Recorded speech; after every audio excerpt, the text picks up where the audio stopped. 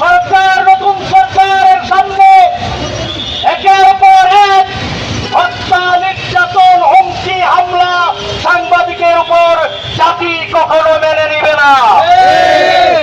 মুসলিউদ্দিন বাচ্চুভাইয়ের উপর হামলা শুধু একজন সাংবাদিকের উপর না, সারা দেশের সাংবাদিকের উপর হামলা হয়েছে। আপনারা কে কোন সংগঠনের সাথে কাজ করেন সেটা বড় কথা নয়।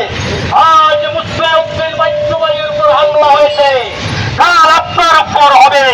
তাই আজ আপনারা আসুন এক বাক্যে একজোট হয়ে সকল হামলা, মামলা এবং নির্যাতনের বিরুদ্ধে ঐক্যবদ্ধ হয়ে রাজপথে আসুন। আমরা গণমাধ্যম কর্মী, আমরা একজন আরেকজনের ভাই ভাই, আমরা রেশারেশি বলে মৃত্যুর হুমকি দেওয়া হয়েছে সন্ত্রাসী আমি এভাবে। আমরা দেখতে পাচ্ছি বিভিন্ন জায়গায় আমাদের সাংবাদিক ভাইয়েরা